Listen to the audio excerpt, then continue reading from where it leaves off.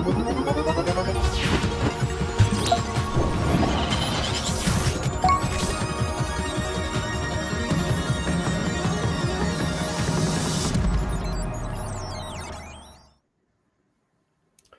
everyone, and welcome to INE Live. I'm your host, Alexis Ahmed, and today I'll be giving you an introduction or a sneak peek, if you like, into my upcoming bootcamp on exploitation and post exploitation tactics.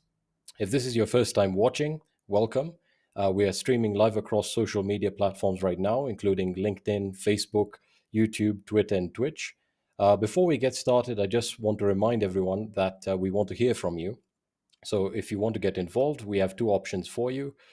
For the first, be sure to like, follow, or subscribe with the notifications turned on for whichever platform you're using so you can see the next time we go live.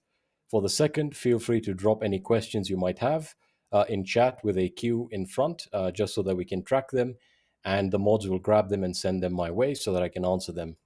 Now, before we get started with this demo or presentation, I would like to inform you that you can register for the bootcamp by clicking on the link in the description section or the link posted in the chat, or by visiting INE's bootcamp page. The bootcamp will be running for 3 days, starting from tomorrow, which is the 22nd of June, all the way to the 24th of June, which is Friday, and the time will be from 1 p.m. to 4 p.m. Eastern Time. With that being said, let's get started by getting an introduction to the bootcamp, after which I'll be taking you through a quick lab demo or a scenario to showcase the kind of topics that I will be covering in the bootcamp. So I'm just going to switch over to my slides, and you'll be able to see that, and we'll be able to get started. So should be able to switch over to my slides now. There we are. All right. So to get started, this bootcamp is going to be focused on exploitation and post-exploitation tactics. All right. So who am I? You might be asking yourself. My name is Alexis Ahmed. I'm a senior penetration tester and red team at Hackesploit, and I'm also a red teamer here at INE, a red team instructor here at INE. If you want to get in touch with me, you can do so via my email, which is posted over here, or my Twitter or LinkedIn. With that being said, let's get an introduction to the bootcamp, right? So exploitation and post-exploitation tactics.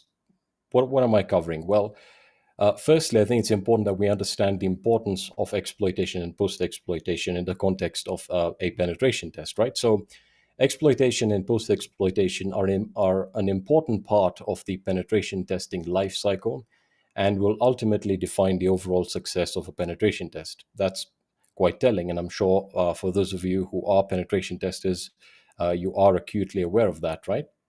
Now, this bootcamp is designed for beginners and more so intermediates that have some experience in pen testing or blue teaming, and I'll explain why. And who are looking to improve their knowledge of initial access and post-exploitation techniques. Now, one thing that's very important to state here is that this bootcamp is going to be built on the MITRE ATT&CK framework and will cover various TTPs, that is tactics, techniques, and procedures, in order to provide you with a better understanding of what tools adversaries use and the techniques they employ during their campaigns. So the objective here is to sort of introduce you, within the bootcamp to the MITRE ATT&CK framework and to show you how you can use it either as a penetration tester or a red team or even someone who works on the defensive side of things, to essentially show you how to use that framework to get a better understanding of the initial access and post-exploitation TTPs that are used by adversaries. So who is this bootcamp for? Well, as I said, there's really three groups or types of individuals. Firstly, and not surprisingly, we have penetration testers, or generally speaking, information security professionals who are looking to get a better understanding of how to perform various exploitation and post-exploitation techniques. So from the perspective of a penetration tester, you might want to learn about specific initial access or post-exploitation techniques. That's what this bootcamp is for. The second type of individual, or the second group of individuals, are of course red teamers, right? So you might be asking yourself, well, how does what benefit would a red teamer get from this? Well, if you're looking to improve your knowledge of adversarial TTPs for the purpose of adversary emulation, then this is going to be very useful. The reason for that is when you're a red teamer and when you're performing adversary emulation, it's very important to have an understanding of what techniques, and sub-techniques adversaries utilize during their campaigns. And when performing adversary emulation, you'll typically be trying to model, a particular threat or a particular APT group. So having a tacit understanding of some of these, TTPs is very, very important. And then, of course, we have blue teamers. So again, you might be asking yourself the question, why would a blue teamer, find value in this particular bootcamp? Well, it's really designed for blue teamers who are looking to improve their understanding of adversarial TTPs in order to better understand adversaries and the way they operate. So, from a blue team perspective, your job is to defend, infrastructure, and you can't really defend a company's or an organization's infrastructure if you don't understand what adversaries do, the techniques they employ, and the tools they use. So this bootcamp will also be covering that side of things. So we'll be talking a little bit about defense, the red team side, and also a little bit of purple teaming when it comes down to adversary emulation, and sort of how you can utilize this information to, for example, construct an adversary emulation plan. Right. So this bootcamp, let's actually take a look at the actual structure of the bootcamp. As I said, it's going to be a 3-day bootcamp, where on day one we're going to be focused primarily on initial access techniques, and this will not be limited to Windows or Linux. We're going to be covering them both. So to begin with, we'll be getting an understanding or an introduction to the MITRE ATT&CK framework, and sort of understanding how it can be used by all fields within cybersecurity, whether it be red team, blue team, etc. And then we'll get started by taking a look at the various initial access techniques, right? So to start off, we'll be exploring, exploiting public-facing applications. I've just posted the technique ID there so that you can actually go ahead and check it out on the MITRE ATT&CK framework website. Exploiting public-facing applications essentially entails exploiting what's been made publicly available by a company or an organization. That's typically going to be a web application or a database or maybe even an API. We'll then move on to exploiting external remote services, right? So these are services that have been exposed by the company or organization. So, we'll be talking about services like SMB, not really focused on CVEs, but, tied to SMB, but more so inherent misconfigurations that can be exploited within services like SMB, FTP, SSH, etc. And then, of course, we're going to be exploring a technique, or rather sub-technique, that is becoming increasingly important, or increasingly popular with APT groups, and for a long time, obviously. And that, of course, is initial access via spear phishing. So we'll be taking a look at how to set up a phishing campaign, and of course, this will have all aspects explored, whether it be on the offensive side or on the defensive side. And then finally, we'll be covering initial access via a drive-by compromise. This is typically in the form of a web delivery payload. So we'll be exploring how they work, how web delivery payloads work, and how adversaries have implemented them within their campaigns to essentially, gain access to a target system or a target network. And from the blue team side, we'll be exploring what can be done to essentially, defend against these types of attacks. So that's day one. And then, of course, we're going to move on to day two, which will cover Windows post-exploitation tactics. So we'll start off by, taking a look at how to perform local enumeration on Windows. And we'll be exploring all types of solutions or frameworks. And we'll also be taking a look at how to do this manually, while also keeping in mind that during a typical penetration test or red team assessment, you will need to, be very cautious of what you do on a target system. So the objective there is to sort of enumerate as much information as possible from a target system to learn more about, what other systems are connected to it via maybe an internal network. learn about all the users on the system, all the groups, any misconfigurations that can be exploited, either A, for the purpose of privilege escalation, or B, for the purpose of credential access. Once we've done that, we're going to be taking a look at privilege escalation techniques, right? So the examples or the techniques we'll be focusing on are going to be around valid accounts. So this will be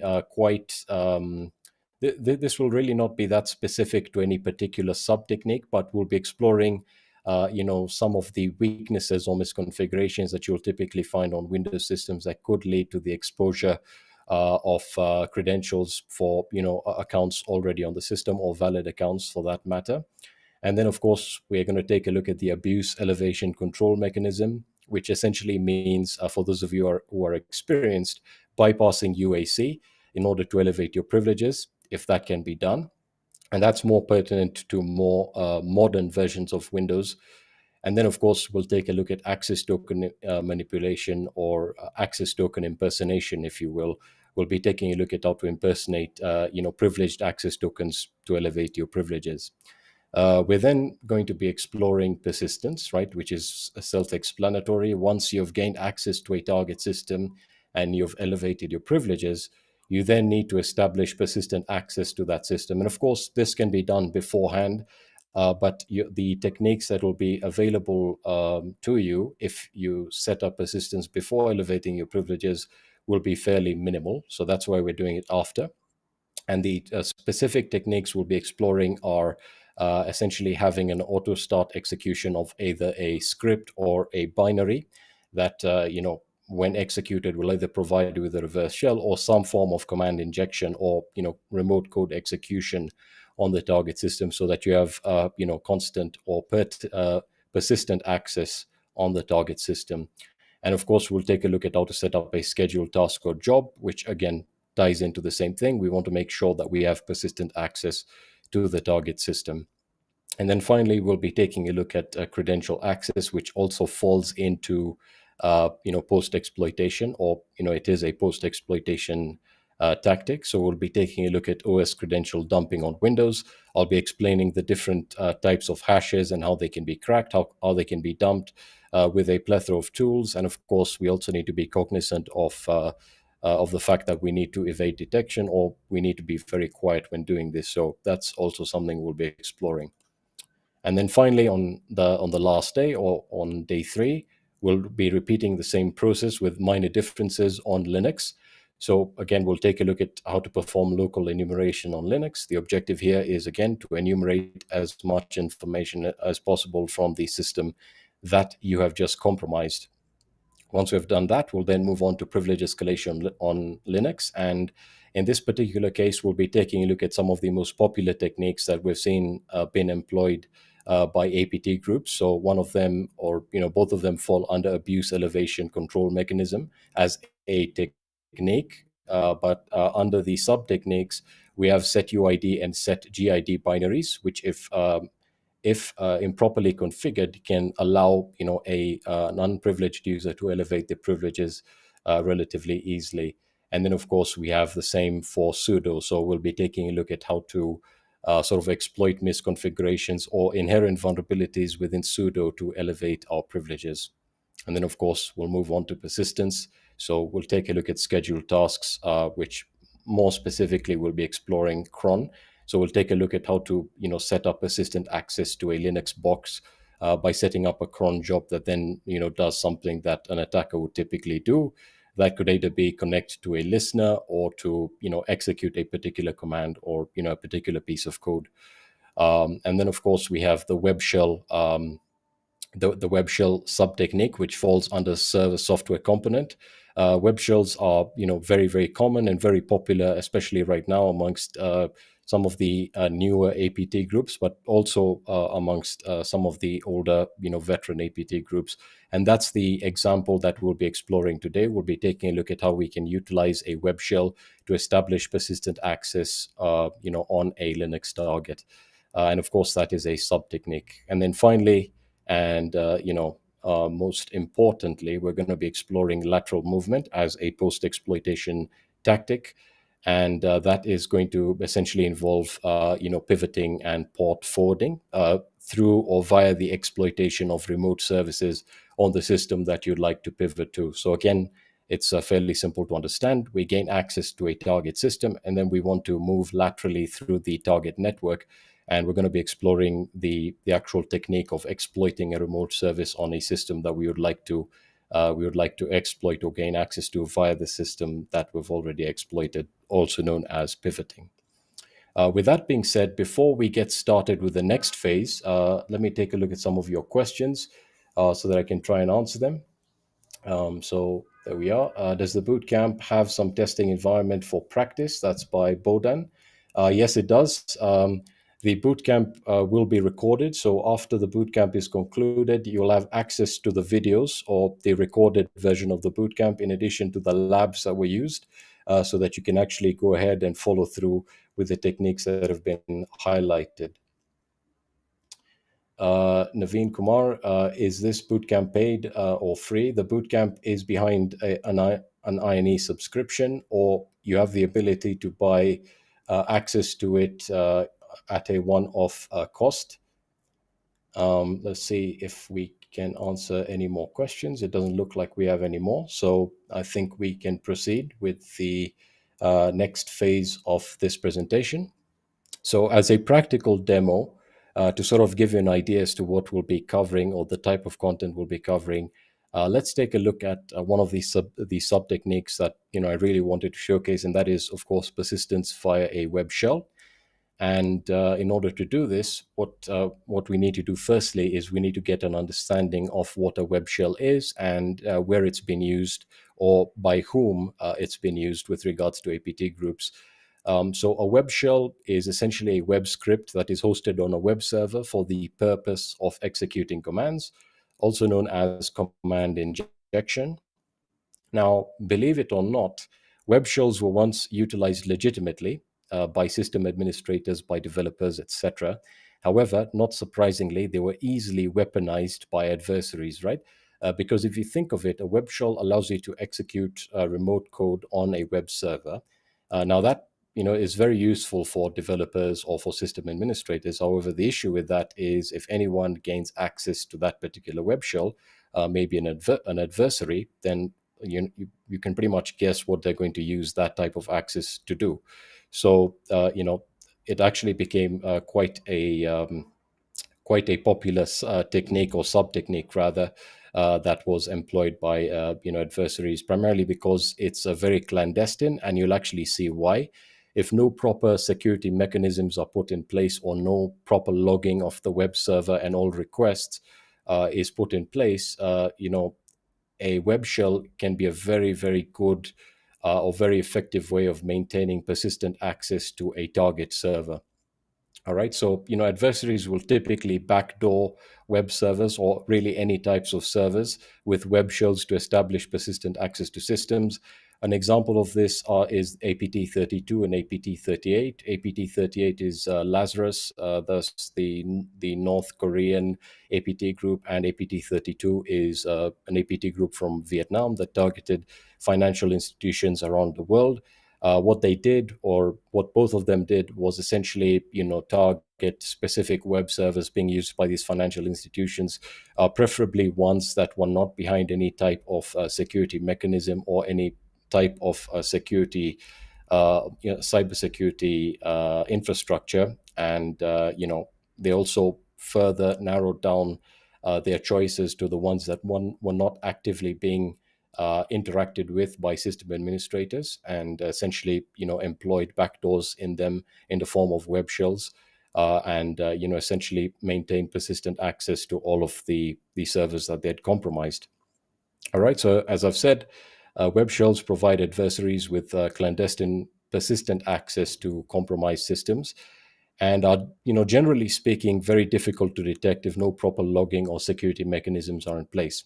Now, for the example that I'll be showing you, we're going to be taking a look at a very, very basic web shell. Of course, when you talk about APT groups and the types of defense evasion techniques or tools that they use, they'll typically employ a backdoor or a rootkit, a very low-lying rootkit, if you will. There are also some rootkits that work or have been configured to work as Apache modules, so they can be really clandestine and can be very difficult to spot, especially if the target server is not being actively protected and doesn't have any of its logs being shipped for analysis. Because if that's being done, then a web shell can be identified really quickly based on the arguments that are being supplied to it in the form of GET requests. With that being said, before I start up the lab environment, I'm just going to try and answer a couple of questions here. And if you have any, you can post them now, and I'll try and answer them before we actually get started.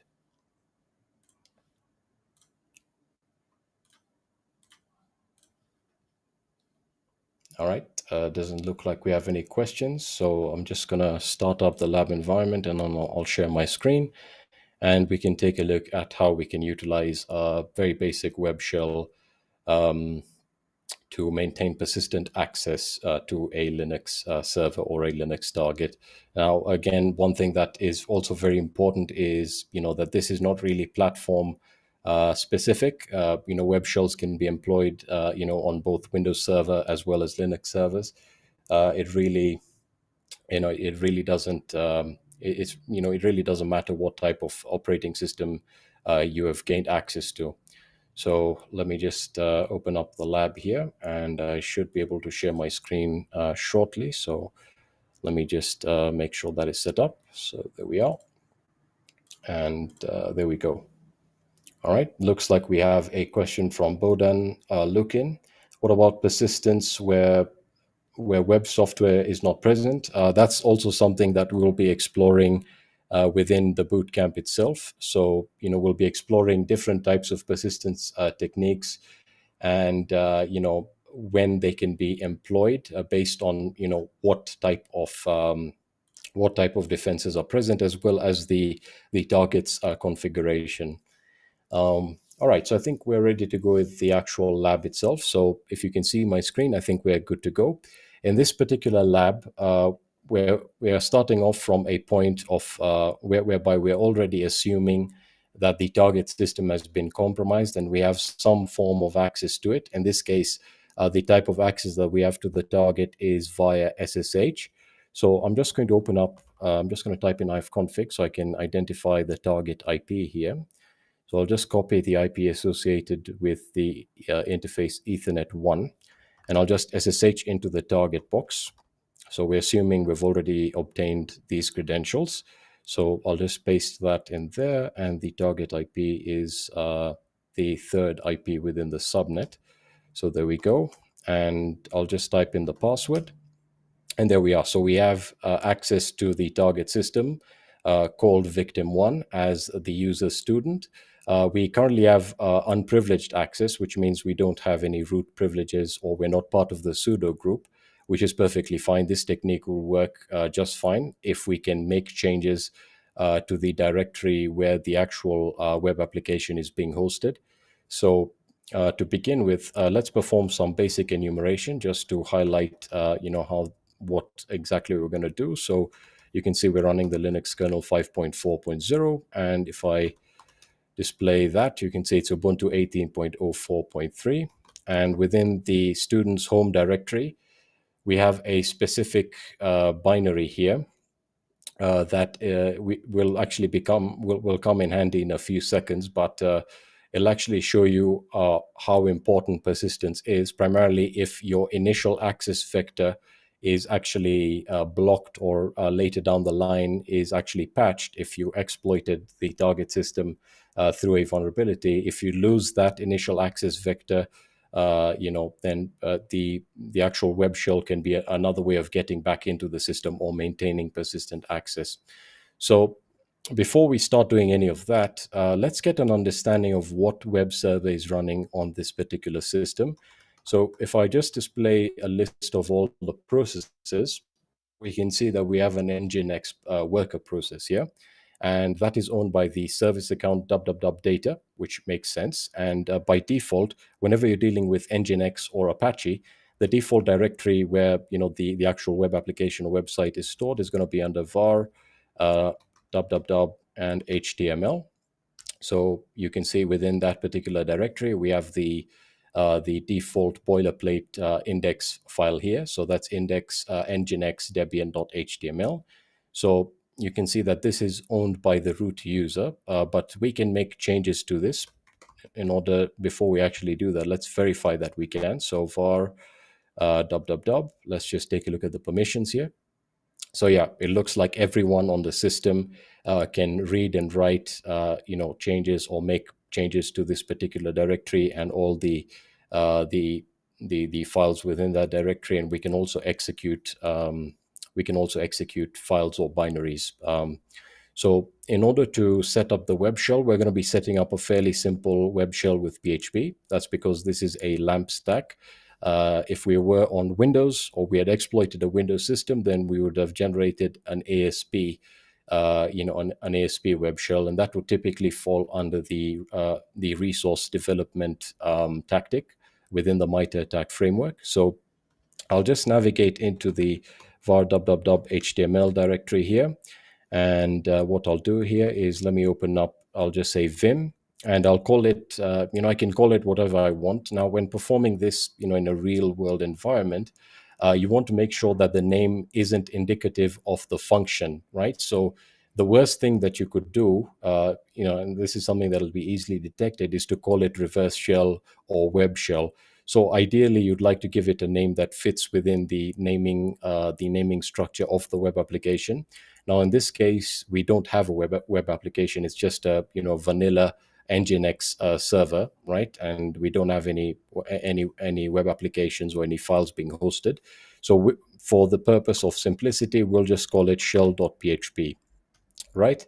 And as I said, we're going to be creating a very simple one. So we can just open up the PHP tags here, and we're going to create a variable called output, and then we're going to utilize the PHP shell exec function.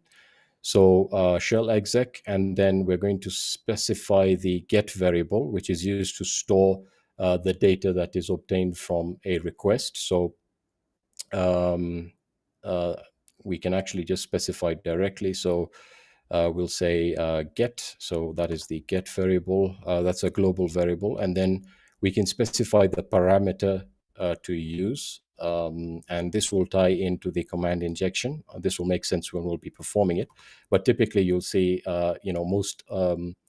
most basic web shells will use the parameter CMD, and then you can specify the value that you would like to be processed or executed by the web shell. So we'll just say CMD in this case. Of course, that can be changed based on your own requirements.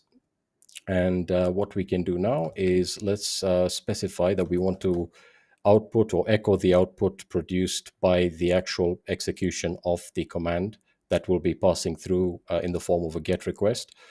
So we'll say echo output. That's the output variable that we had created, and we can then close the PHP tag like so. So that looks okay, and we can then write and quit. All right, so this shell.php file is accessible on the web server.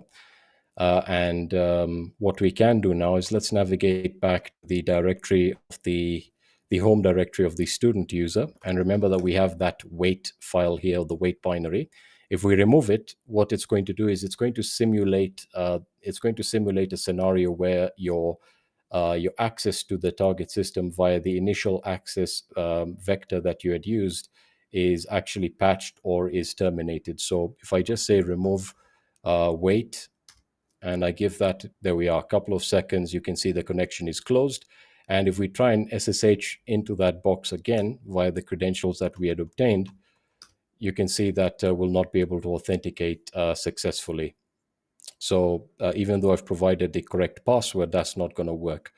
So given the fact that this lab environment doesn't provide you with a GUI interface, how do we test this this web shell? This is a very simple command injection web shell where you can pass in the commands that you'd like to execute through the actual parameter value. So an example of this, if we wanted to execute some commands on the system, is we could use a tool like curl and make a get request. Before I do that, let me just make sure I identify the target IP, because again, this is not static. So I'm just going to copy that value there, and we can say curl, and we're making a request. So HTTP, and I can then, paste in the value there. I'm going to change that to a 3 because that's the actual target IP. And the name of the file is shell.php. And then we specify the name of the parameter that we had specified within the web shell, which in this case is CMD. And then we can execute whatever command that we want on the target system. So an example of this would be, who am I? I'll just close the quotes there. So if I hit enter, you can see it's executed successfully on the web server, and because it's executed by the web server, it's going to inherit the actual execution of this command will fall under the privileges of the www data service account, which is a non-privileged account. But again, this means that you still have access to the target system. So let's try and run a couple of other commands here just to show you how this works, and then I'll show you, I'll show you another tool that attackers would typically use to obtain some form of a shell or a pseudo shell, pseudo with a P. So if I type in ID, you can see that displays the ID data there.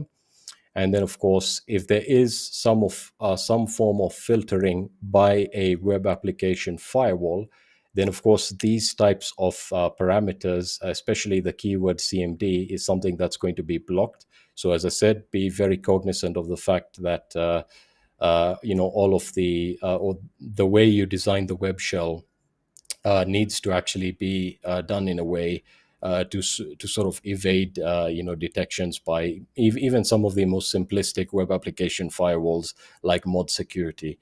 So another example, as I said, is if we say, for example, let's say list the home directory and then student. Let's see if that's executed correctly. You can see we have the flag there, and then of course we can cat the content of the flag.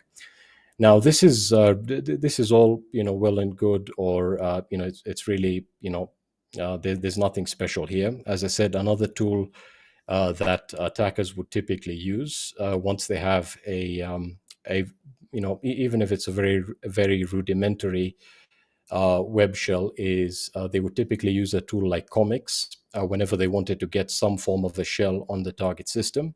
So comics is an command injection tool. As you can see here, this is an automated all-in-one operating system command injection and exploitation tool.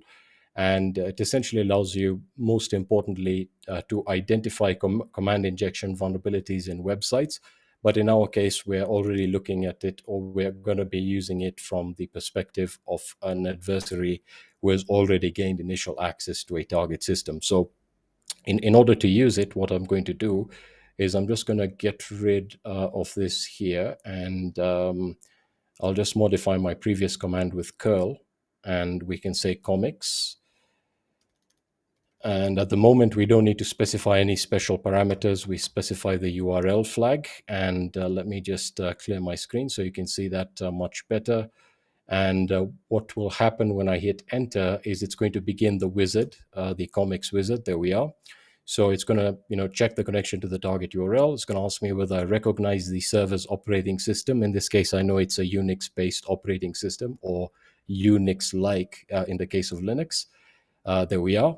As you can see, it's going to set the get parameter CMD for tests.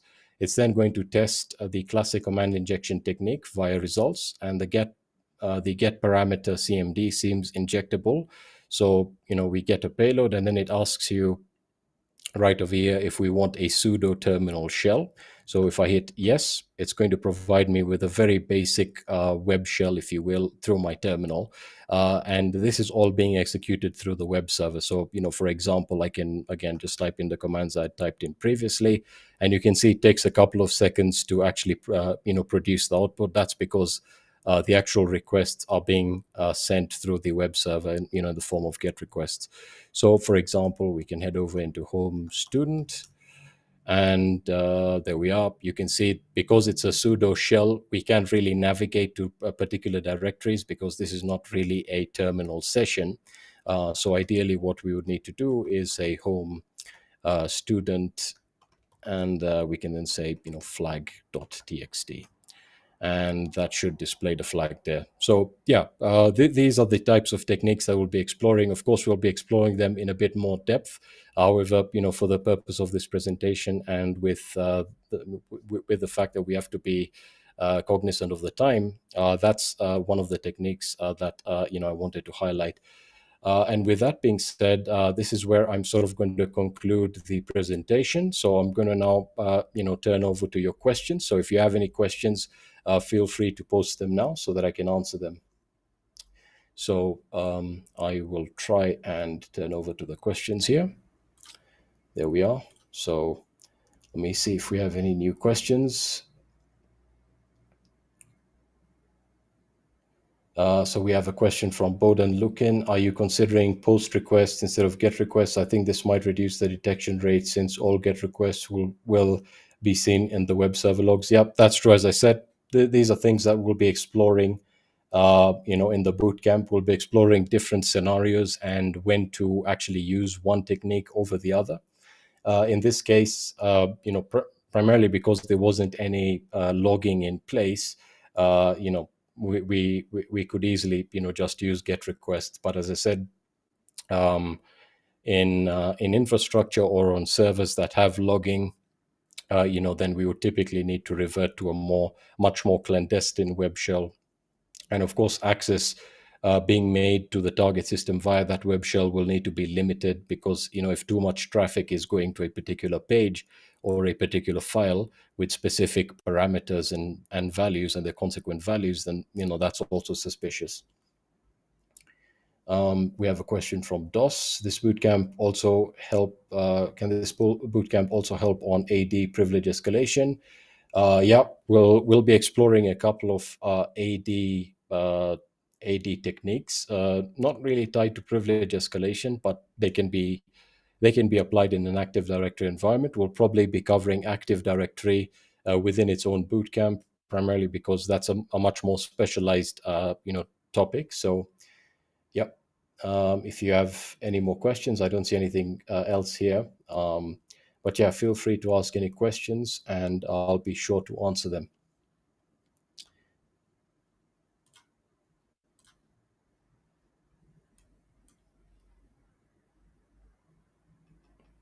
All right. It doesn't look like we have any more questions. So I think this is where I'm going to wrap up the stream for today. Thank you very, very much for watching. If you missed it live, you can look for the replay across our social channels and on the INE website. Just a quick reminder, we'll be live again next week on Tuesday, June the 28th, and we look forward to hearing from you again.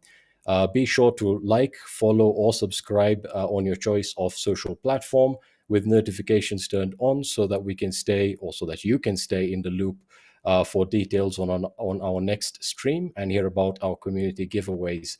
As always, bring your questions next week. We'll see you next time. And until then, have a great week. Bye.